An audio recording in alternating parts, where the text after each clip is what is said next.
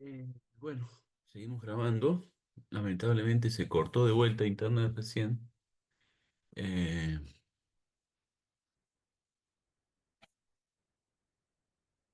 no sé cómo expresar el dolor que uno siente al ver que tanto el gobierno nacional como provincial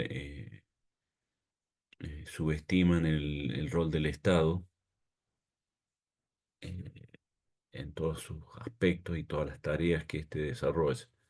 Aquí en San Luis el tema de la conectividad a internet está cada vez peor.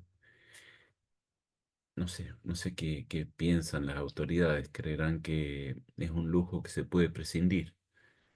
La verdad que cada vez más es fundamental contar con Internet, no solo no solo para nosotros que desarrollamos las clases, está inserta en el día a día de una manera fundamental. Pensemos, cuando nos olvidamos nomás el teléfono por ahí, lo que nos pasa, ¿cierto? ¿No? Como que uno queda aislado en un mundo donde el Internet es de una utilidad permanente. Pero estamos pasando momentos difíciles porque tenemos gobierno y gente que apuesta a este tipo de gobierno en donde el Estado es visto como eh, no solo como algo prescindente, sino como deseable de prescindir de ellos, no tener Estado. Sin Estado, justamente y ya entrando de vuelta en el tema, lo lo que aparece es la anarquía. Anarquía significa no gobierno, no autoridades, en nuestra época el gobierno se encarna en el Estado, ¿cierto? Ahí nuevamente podemos volver a lo que estábamos diciendo, instituido, instituyente. Lo instituido es el Estado. Los instituyentes es el gobierno de turno que se hace cargo del Estado. Ahora, cuando no hay Estado, cuando no hay autoridades, no es que no podamos vivir, sí, podemos vivir y las decisiones, por ejemplo, se suelen tomar ahí en la inmediatez de la relación.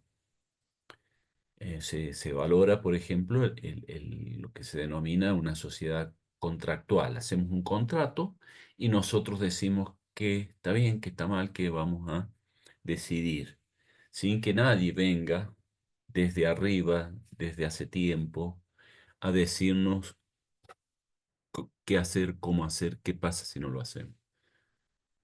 Eh, Eso es factible, se ve, pero se ve en comunidades chicas.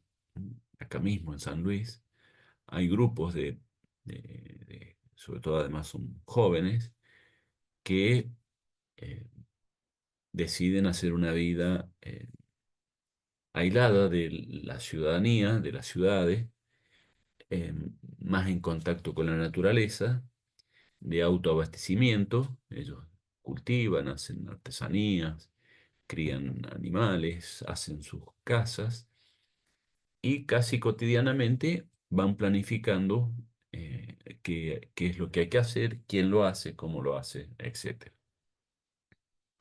Bueno, eh, primero que son grupos pequeños, no son grupos de 1000 personas, son 30, 50 personas en donde es más o menos factible hacer una asamblea, discutir, dividir tareas, ponerse de acuerdo.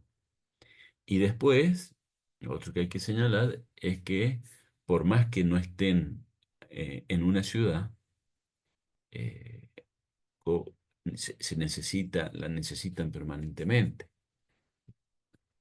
El autoabastecimiento, supongamos que sea una comunidad que tiene huertas. Bueno, además de la huerta, hará falta otras cosas. Podrán alimentarse, pero hace falta vestirse. A lo mejor alguno teje, pero lo más probable es que vayan algún negocio y vendan el excedente de la huerta y que con dinero después vayan a una tienda y compren ropa. Con lo cual están necesitando de un lugar en la ciudad que les compre sus excedentes y otro lugar en donde van, compran la ropa. Y cuando salen de la aldea, digamos, transitan una ruta, seguramente tienen vehículos. Si usan vehículos, tendrán que tener carnet de conducir, entonces tendrán que aceptar también las reglas para tener el carnet de conducir. Es muy difícil, digamos, eh, poder vivir de una manera anárquica, aun cuando en muchos aspectos sí se toman decisiones en una pequeña comunidad entre los miembros de la misma.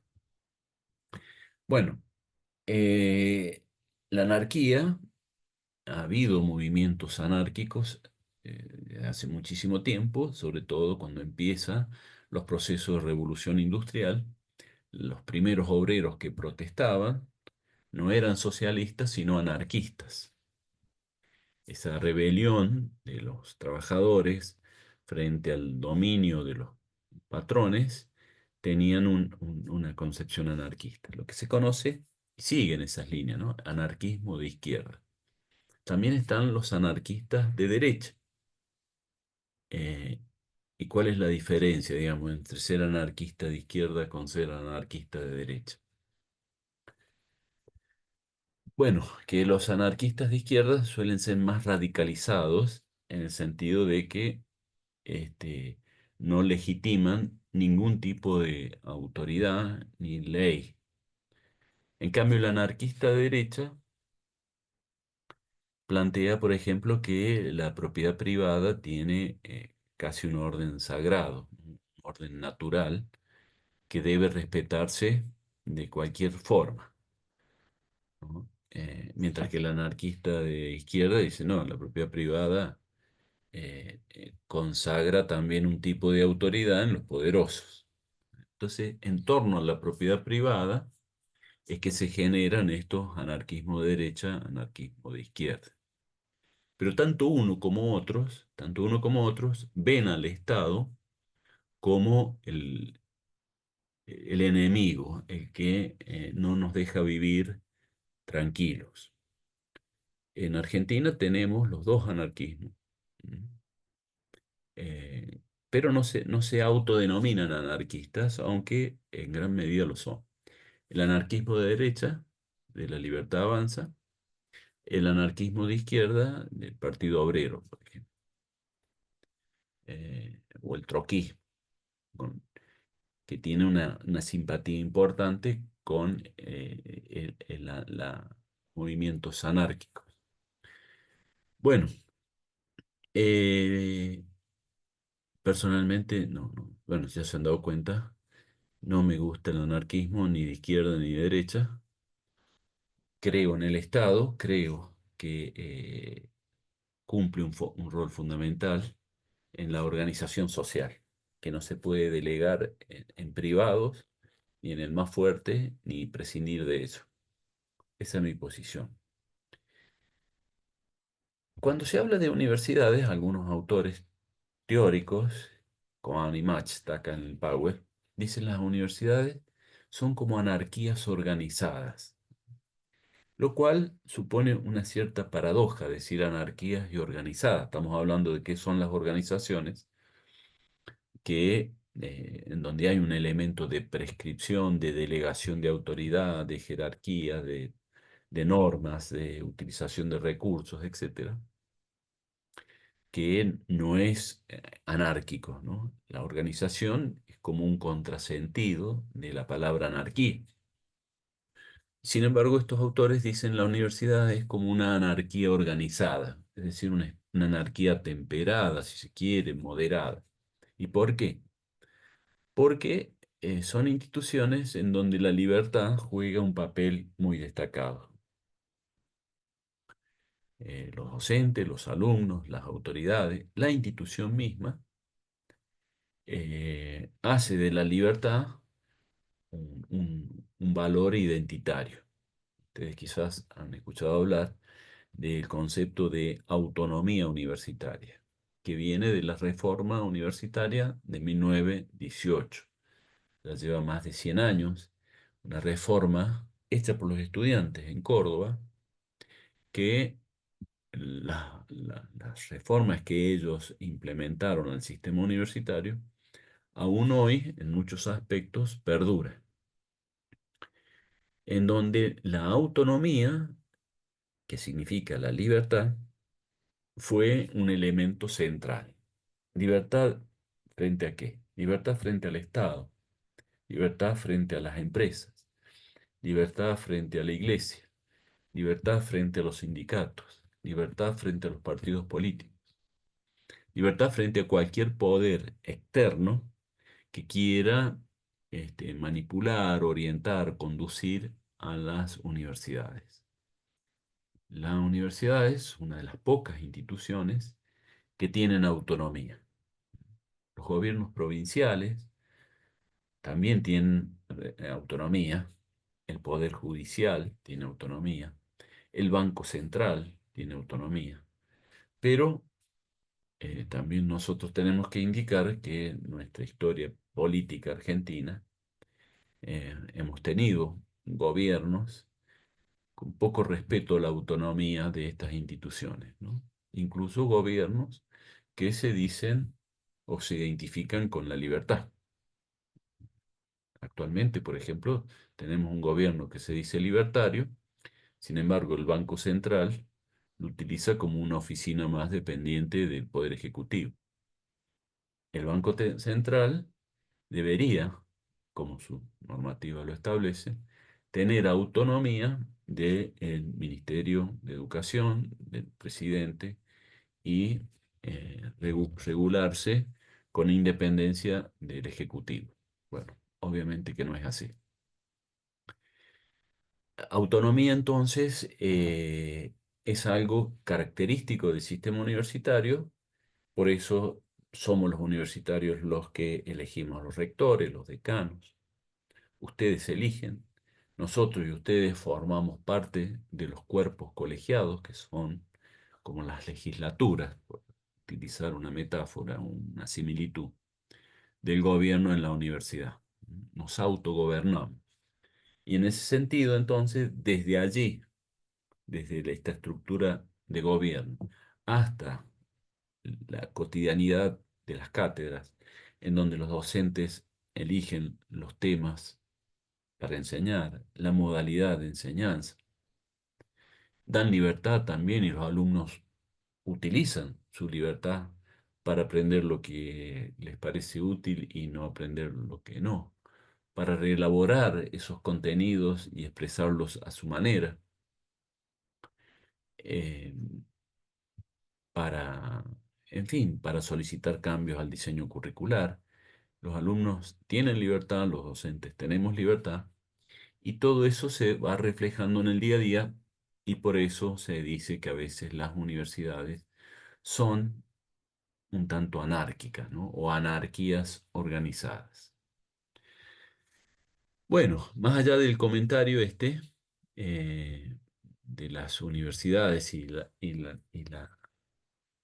este aire un tanto anárquico que tenemos, volviendo a las organizaciones, tenemos que decir que hay distintos tipos de organizaciones, distintas clasificaciones de organizaciones, las cuales dependen de distintas cosas. Por ejemplo, si son organizaciones que tienen fines de lucro o no, es decir, qué finalidad persiguen, ganar dinero o, no sé, cuidar del medio ambiente. Ahí tenemos entonces una separación entre distintos tipos, ¿no? Lucrativas, con fines de lucro, sin fines de lucro. Estatales, escuela pública, el sistema judicial, un hospital, o privadas, ¿eh? Públicas o privadas. Una organización hecha por unas personas que ponen un comercio complejo, inmenso, hasta una multinacional, que no es estatal, que es privada.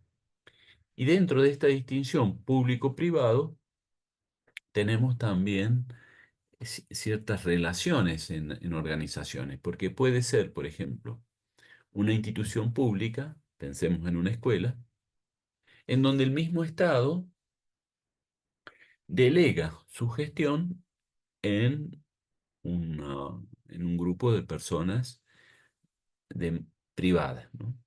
Por ejemplo, en San Luis, quizás incluso alguno de ustedes ha asistido o viene de escuelas que se denominan autogestionadas.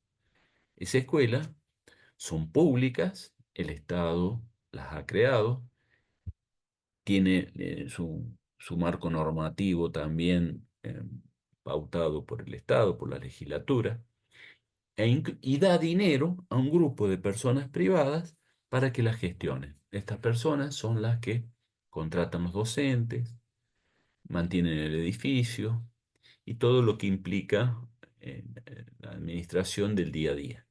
Eso es una manera entonces de gestión privada, pero en el marco de una institución pública. Lo mismo podríamos pensar con el área de la salud, con, no sé, con vialidad nacional, vialidad provincial, empresas públicas de gestión privada. Eh, Otra forma, digamos, de mirar, de clasificar las organizaciones es mirando su estructura, sus puestos de actividad.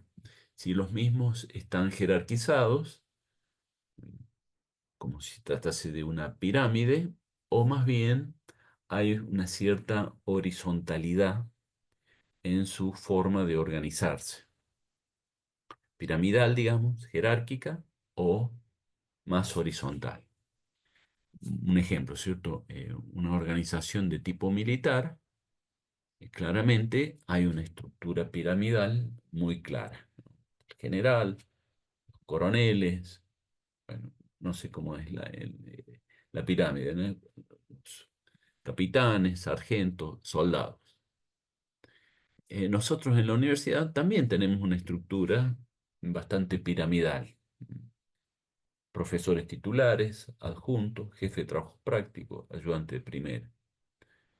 En las autoridades, rector, decano, directores de departamento. Aunque en la universidad existen estos cuerpos colegiados, como les decía recién, en donde hay representantes de distintos ámbitos de, del quehacer universitario y se sientan en una mesa y allí todos son iguales, ¿eh? La voz del alumno y el voto del alumno vale tanto como la voz y el voto del docente, como la del graduado, como la del no docente, como la del decano. El decano, por ejemplo, si estamos en un consejo directivo, si hay una votación interna ahí para resolver un tema, en el caso de empate, supónganse 15 y 15, 15 votaron por sí una cosa y 15 por no. Bueno, ahí el voto del decano desempata. Pero si no, si no, su voto, su voz, es igual a la de un estudiante, igual a la de un no docente, igual a la de un docente. Es decir, en estos cuerpos colegiados hay una cierta horizontalidad. En términos generales, las estructuras organizacionales adoptan cierta forma piramidal, cierta jerarquía en su organización, en donde en la cúpula de esa pirámide hay pocas personas y la actividad predominante es la toma de decisiones. En el plano medio de esta pirámide ya hay más personas. Si en la cúpula había uno, en el plano medio a lo mejor hay cuatro o cinco. En lo que hacen es controlar, mandar que esas tomas de decisión que tomó el líder se implementen, vigilar más puntualmente en áreas específicas. Suele haber cierta división de tarea en este rango intermedio. Y abajo de la pirámide, la mayoría de la gente. Por ejemplo, en la universidad, arriba, el rector y el consejo superior. En el plano medio, las facultades, los decanos, los directores de departamento, sus consejos. Y abajo de la pirámide estamos nosotros, ¿eh? Los docentes, los alumnos, los no docentes. Somos muchos más, ¿eh? Somos miles, rector hay uno solo, decano hay 6 o 7, y con distintas actividades a desarrollar. Mientras más grande es una comunidad, una organización, la forma piramidal surge casi espontáneamente, porque podríamos, sí, intentar gestionarnos de manera anárquica. Yo recuerdo hace muchos años, por ejemplo, en un conflicto, yo era estudiante, así que imagínense, en un conflicto gremial docente, los estudiantes decidimos tomar la universidad. Y estaban pasando los días y bueno, y teníamos cosas cotidianas que resolver. Y lo hacíamos en asamblea.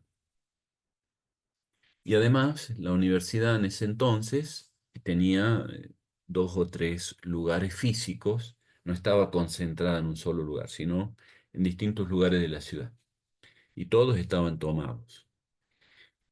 Y había que tomar decisiones simples, cotidianas, como qué comemos hoy. Hacer asamblea a ver qué vamos a comer y cómo vamos a conseguir los alimentos.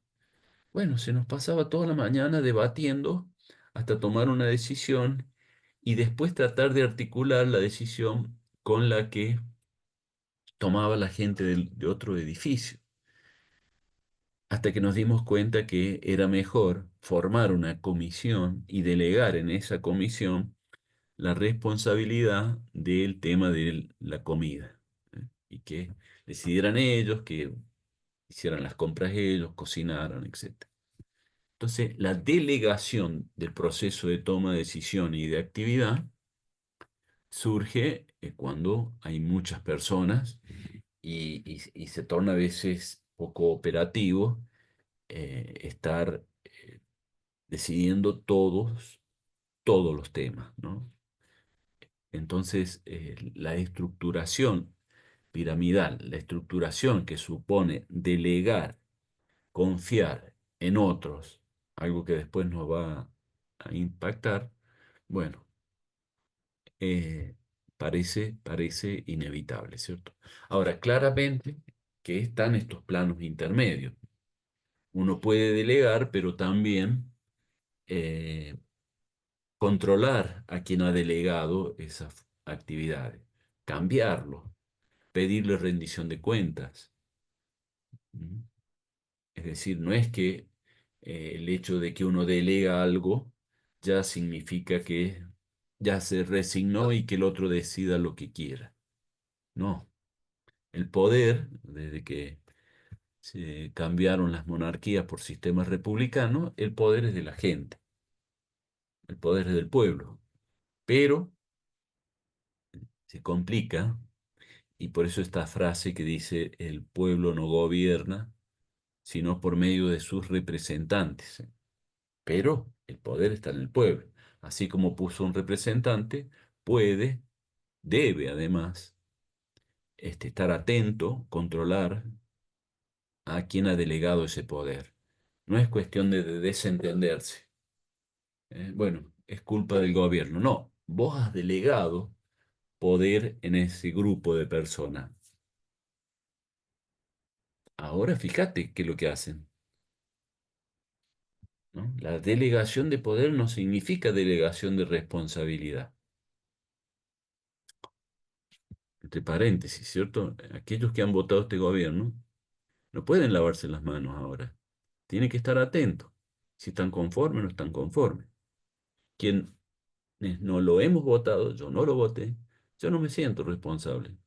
Por eso los paros no los adhiero mucho. Sí, cuando he votado un gobierno soy el primero en estar observando lo que hace. Me siento responsable porque lo voté. Bueno, entonces, estructuras más jerárquicas o más horizontales. Las estructuras más jerarquizadas supone una centralización de actividades, de toma de decisiones.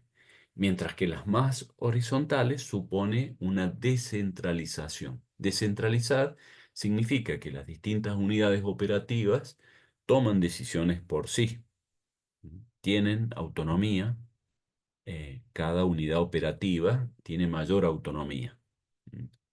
De vuelta lo mismo. No hay organizaciones absolutamente centralizadas o absolutamente descentralizadas.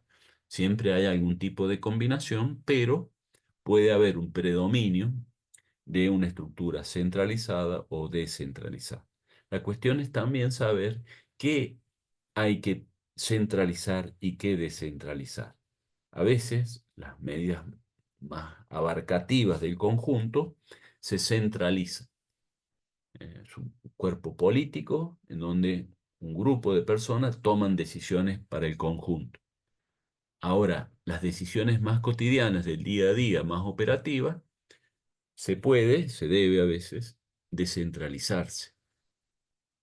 Una crítica que se le hizo al sistema comunista era que estaba muy centralizado todo y cosas cotidianas, como puede ser, supongamos, en una escuela, se terminaron las tizas y había que comprar tizas. Bueno, a lo mejor pasaba un año para reponer las tizas porque tenía que ser el ministerio el que tomara la decisión, llamara a licitación y comprara las tizas, cuando es mucho más lógico que cada escuela tenga una caja chica, se terminaron las tizas, van a la librería de la vuelta de la escuela e inmediatamente el docente tiene tiza, ¿no? Eso, entonces, eh, las decisiones del día a día operativa es mejor que estén descentralizadas. Bueno, la palabra, etimológicamente, organización, significa organón, que es instrumento. Decíamos desde un comienzo que las organizaciones son creaciones instrumentales para desarrollar una actividad y lograr así un fin de manera más rápida, eficiente posible. Ahora, dentro de las formas de organización, podemos también observar cómo son las relaciones entre las mismas, cómo son los lazos humanos que se dan en las organizaciones, qué prevalece humanamente en las organizaciones. Y es así que nosotros hemos distinguido tres tipos de organizaciones, ¿no? Acá las vemos.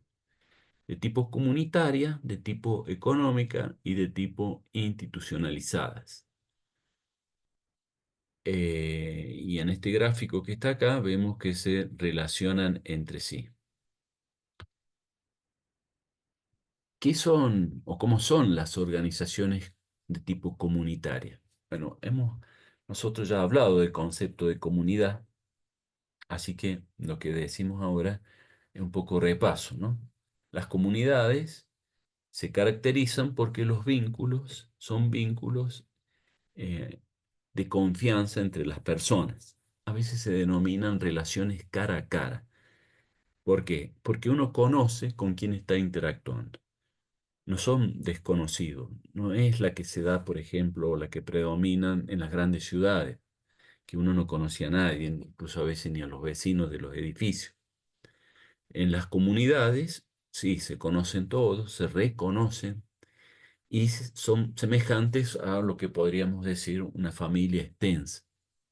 Hay confianza, hay lealtad, hay eventos todo el tiempo compartidos. El cumpleaños de Marcela, todos vamos al cumpleaños de Marcela. Las personas no están solas nunca. Son comunidades pequeñas, pero hay una contención humana muy fuerte, en donde, como decimos entonces, eh, lo afectivo, lo emocional, la lealtad, la confianza, son subjetividades muy presentes. Producto de lo que nosotros denominamos también la lógica de la mismidad. ¿Por qué lógica de la mismidad? Bueno, esencialmente porque se da la interacción con las mismas personas. Siempre son las mismas personas. Siempre hacemos más o menos lo mismo, en los mismos lugares, en los mismos tiempos. las mismas tareas, las mismas personas, el mismo lugar, el mismo tipo de recompensa, las mismas consecuencias. Por eso, una lógica de la mismidad en las organizaciones de tipo comunitario. Y claramente, como ya lo decía Durkheim, ¿cierto? Hacer más o menos siempre lo mismo nos torna semejantes unos de otros. La semejanza, el ser y el hacer acá, ¿no? Hacer lo mismo nos hace ser semejantes. No hay una gran complejidad de actividades, sino que son pocas y sencillas, y se forma esto que llamamos comunidad. Bueno, sería un error pensar que las comunidades existieron hace miles de años atrás y que han sido superadas por las sociedades complejas. No, aún el elemento comunitario está presente por más que vivamos en sociedades muy complejas, muy instrumentales, muy pragmáticas, muy de relacionarnos con gente desconocida, como es la universidad, por ejemplo. Sin embargo, sin embargo, con el paso del tiempo van surgiendo lazos emocionales. Nuestra cátedra, por ejemplo, bueno, este, somos 5, pero 3 de los que estamos, ya hace como 15 años que estamos compartiendo la actividad. Entonces nos conocemos mucho, nos reconocemos. Ustedes todavía no llevan un año, pero seguramente ya algunos ya se han hecho amigos de otros, estudian juntos, comparten, sí, material, realizan algunas otras actividades extracurriculares. Se va gestando lazos de afecto en instituciones complejas. Bueno, esto entonces, cuando la organización predomina la lógica de mismidad, predomina las relaciones emocionales, hablamos de un tipo de organización comunitaria. Quizás la más importante, porque es la base para que las otras actividades se puedan desarrollar medianamente bien. Si nosotros en la cátedra no nos conocemos, y va a llevar un tiempo construir confianza para dividir tareas, no surge la confianza necesaria. Toda actividad, por más instrumental que sea, uno necesita confianza. Vamos a un restaurante a comer. No conocemos al mozo, los dueños, nada. Pero necesitamos confiar que, que cocinen con buenos productos, en condiciones de limpieza. Necesitamos esa confianza para poder llevar a cabo esa acción con desconocidos. Si vamos manejando un auto y vemos que viene otro, pero estamos por la derecha nosotros, confiamos que el que viene por izquierda va a frenar. Si no confiamos, y bueno, se complica el tránsito, ¿no? El fluir de la cotidianidad necesita de la confianza. Organizaciones de tipo económica. Nosotros vamos a ver en Bourdieu la teoría del campo, que habla de capital, intereses, posiciones, toma de posiciones, en donde una lógica económica caracteriza estos espacios. El aporte de Bourdieu será que él va a ver que esta lógica económica no solamente se da cuando estamos explícitamente en una relación comercial o industrial, sino que también se da en otros espacios que no parecen económicos, pero que sin embargo también podemos hablar de que existen capitales, que existen intereses, que existe competencia por poseer esos otros tipos de capitales, etc. Pero no nos adelantemos, este es un tema de más adelante. ¿Cómo es la lógica económica? ¿Cuáles son sus características centrales? Bueno, es una lógica que el interés por obtener ganancias lo caracteriza. No es una actividad desinteresada como la comunitaria, la familiar. No, acá hay intereses. Intereses por ganar más. Intereses por poseer más un capital. Y las interacciones se caracterizan por intercambios, ¿no? Por toma y daca. Te doy esto por esto, te vendo esto, te compro esto, te cambio esto.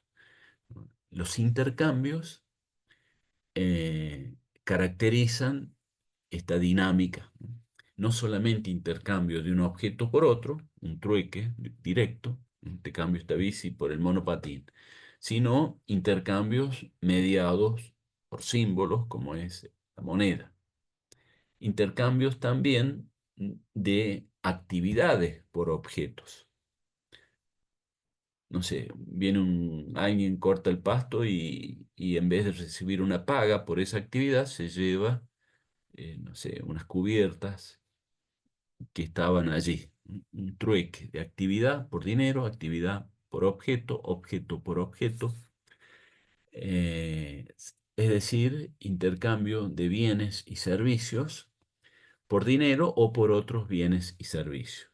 Y ahí se va construyendo una red de producción, de comercialización, de financiamiento de esta, esta, esta lógica económica. Claramente que también se da, no es algo estrictamente objetiva la economía.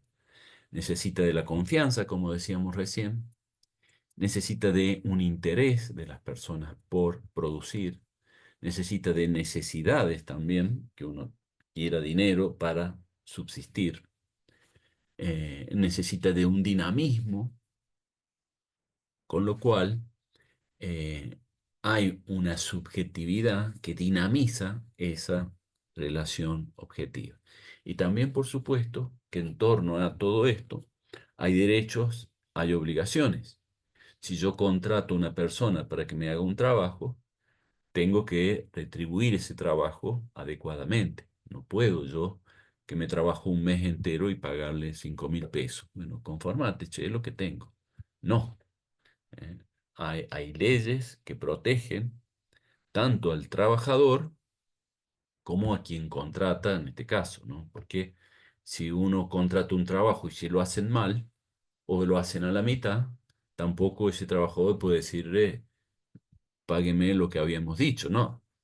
Te había pedido que me pintaras toda la pieza, no una pared y media, ¿verdad? Entonces, hay derechos y acá aparece el Estado nuevamente como vigilante de que esos derechos se cumplan y sanción para quien no los cumple. La lógica, entonces, tenemos organizaciones de tipo comunitaria, organizaciones de tipo económica y organizaciones más institucionalizadas. ¿Qué significa una organización institucionalizada? Bueno, la institución por excelencia es el Estado mismo. Eh, el Estado burocrático, ese Estado que ya lo hemos descrito cuando hablábamos de Weber, ¿recuerdan? En donde hay una racionalidad plasmada en acciones para cumplir determinados fines públicos y comunitarios.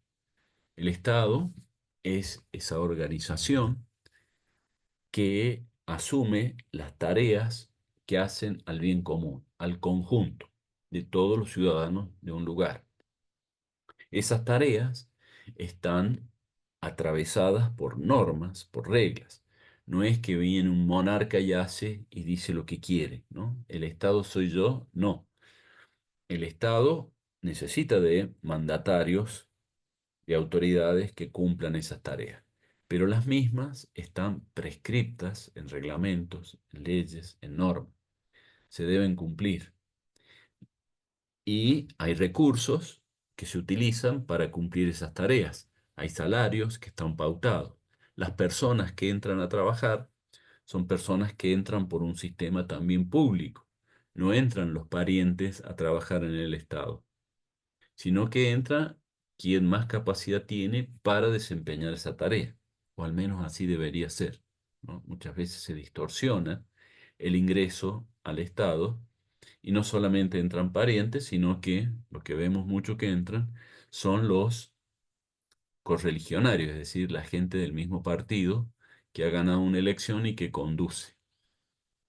Esto no es patrimonio de un partido, todos lo hacen. radicales, peronistas, socialistas. El elemento de el más capacitado para desempeñar una tarea a veces no se tiene en cuenta. Pero en teoría debería ser así.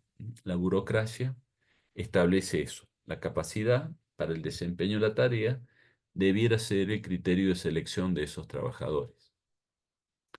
Bueno, entonces, las instituciones son organizaciones que encarnan actividades de interés público, que están muy reguladas, normadas, prescriptas, porque, bueno, por su función de atender esos intereses comunes. Entonces, acá nosotros planteamos que entre estas tres lógicas, la lógica comunitaria, la económica y la institucionalizada, podemos ver grandes tipologías de organizaciones, en donde, como venimos diciendo, no quiere decir que cuando estemos en una institución no haya comunidad también allí. Y obviamente no exista la economía también allí. La universidad, de vuelta a la universidad, es una institución, pero como hemos dicho, se requiere y se forman grupos comunitarios. Y también lo económico está. Nosotros cobramos un salario para trabajar en la universidad. Los no docentes lo mismo, el rector lo mismo, ¿no? Y si hacemos acciones, necesitamos dinero. No sé, justamente acá usamos esta red de Zoom de Internet, y esta red de Zoom significa que el rector contrata y paga para tener esta posibilidad de Zoom, ¿no? Hay dinero que se utiliza, dinero para cosas elementales como pagar la luz, higienizar los baños, cortar el pasto. eh, Se necesita dinero, se pagan salarios y con lo cual se da también una lógica económica que convive con la lógica comunitaria y con la lógica institucional. Todo esto hace de que se trate de una institución bastante compleja por la convergencia de estas dimensiones. Más compleja que, supongamos que hacemos un grupo en nuestro barrio para, no sé, rescatar los animales que quedan abandonados, los gatos, los perros, los conejitos, lo que sea. Es una actividad que la hacemos a voluntad, donde no hay un salario, a lo mejor no hay un salón en donde nos se juntan, sino que se manejan por WhatsApp y se van avisando donde ven un animal abandonado. Es una organización más emocional, sin intereses económicos, sin muchas reglas, sin leyes, y es sencilla. Bueno, desde organizaciones así, simples, como puede ser la que acabo de mencionar, a organizaciones muy complejas como el sistema universitario.